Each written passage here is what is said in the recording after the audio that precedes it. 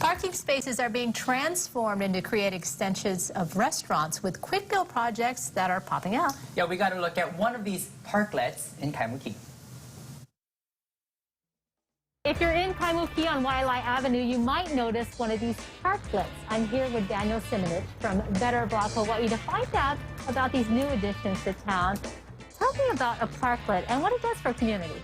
Sure, yeah. Parklets, they might be a fairly new concept here in Hawaii, but they've been around cities all around the country and the world. What they do is they take one parking stall and they actively transform it into a space that can be used for people to safely gather, enjoy a coffee, a plate lunch, and just be outside. Why is this such a good fit for a community like Kaimuki that has so many great little eateries? Yeah, we were really lucky to partner with so many good community groups here in Kaimuki that were really supportive and involved in these projects, these free parklets in Kaimuki. This is a really unique area that has such an active street front already with small local businesses really clustered together, but they're missing those spaces where people can really be outside and support local businesses, especially during the pandemic and coming out of the pandemic. Obviously, the benefits of having more outdoor space during the pandemic, but it also is a quick build. Tell me about that and why that's been such a great addition to have around communities around Hawaii.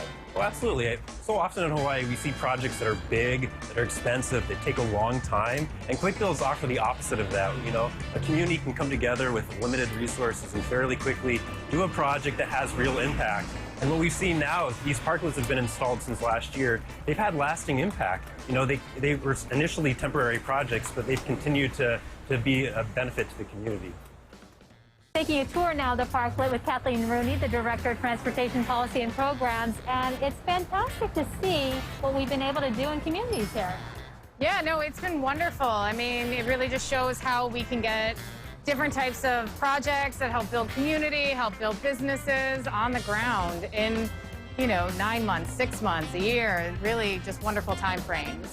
This is just a sample of what we see in Kaimuki, but you say there's other types of projects that we've been able to put into different communities. Sure. I mean, quick builds are really about getting placemaking and new pedestrian or bike infrastructure on the ground now. And so we've seen in front of schools, really making space for kids walking and biking to school, shortening the distances people have to cross the streets, making it just safer, more desirable, more convenient, more pleasant, all the things that we want to do that really do help people get out more and enjoy their communities, walking and biking and getting around.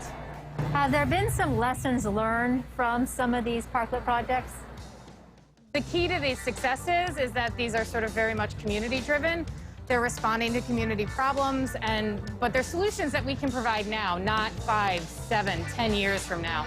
And the other thing is that they're really dynamic, right? We can see if they work now. We don't have to wait, or we don't have to worry that they're solving a problem that was there 7 years ago. So, what type of partnerships are necessary to make something like this happen? You definitely need, some organizations like a Better Block Hawaii to do that, to kind of take that sort of convening. But the city and county of Honolulu is very much involved. This is sort of one of their strategies, which is helping community organizations put these in their communities, which I think is great. These do take some money.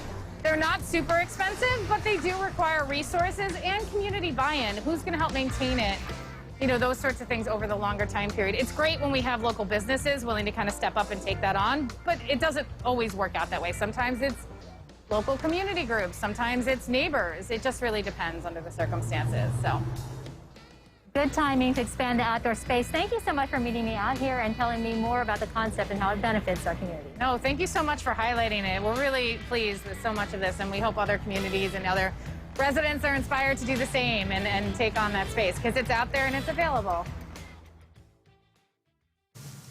When I saw and heard about a parklet, I had no idea what to expect, and we go out there and see it and see people out there enjoying it, especially now as restaurants are needing that outdoor space. We saw it through 2020 expand, and this is a solution. It's a creative way of transforming that one parking space into an area. Super creative time. This reminds me of when we went to San Francisco last month. Outside of the restaurants, they have a lot of like outdoor dining, just kind of like that. And I thought it was pretty cool.